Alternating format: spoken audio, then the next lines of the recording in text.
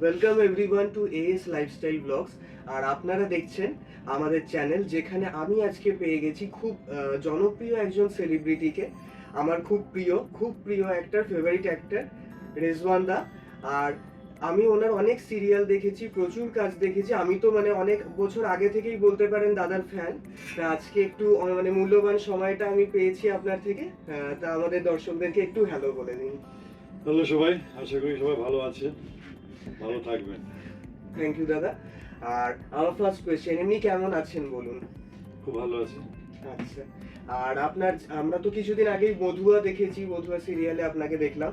তা নিউজে আপনার নতুন কোনো কাজ বা প্রজেক্ট আসতে চলেছে, কোনো সিরিয়াল বা মুভি, সেটার ব্যাপারে একটু যদি বলেন। বিশেষ কিছু বা খুব একটা ডিটেলসে বলতে পারবো না, বিকজ এখনো কাজ চলছে। আচ্ছা তো বেশ কয়েকটা ফিচার ফিল্ম আসছে, এটা বলবো। আচ্ছা। 2-3টা ফিচার ফিল্ম কাজ করছি এবং তো সেগুলোরই শুটিং চলছে। যেহেতু কাজের মধ্যে শেষ হয়নি, তখন সেটা বলা খুবই আগের স্টেজে, বাট ফিচার ফিল্ম আসছে। আচ্ছা, তা আমরা অবশ্যই এনজয় করব। দাদার ওয়ার্ক যখন আসবে আমরা সবাই দেখব। আর লাস্টে আপনার থেকে কয়েকটা শর্ট ইনফরমেশন আমি জেনে নিতে চাই।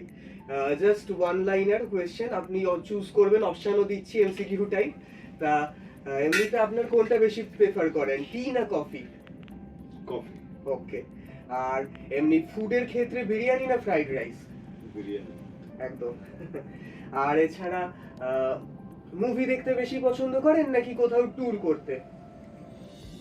দুটোই পছন্দের, ডিপেন্ড করছে সময়ের উপর আর কি। এটা দুটোই পছন্দের। আচ্ছা। আর এমনিতে ট্যুরের ক্ষেত্রে মাউন্টেন নাকি সি বিচ, কোনটা বেশি পছন্দ? একদম। আর লাস্ট কোয়েশ্চেন, এমনিতে যে জিম বা সুইমিং এর মধ্যে কোনটা আপনার ফেভারিট হবি?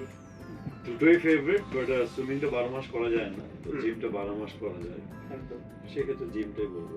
ওকে। তা থ্যাংক ইউ সো মাচ, আপনি আমাদেরকে এতটা টাইম দিলেন, আমাদের অডিয়েন্সেরও খুব ভালো লাগবে। Thank you so much. End করছি আমাদের চ্যানেল এখানেই। রেজওয়ান্দার ইন্টারভিউ দেখে আপনাদের নিশ্চয়ই খুব ভালো লেগেছে।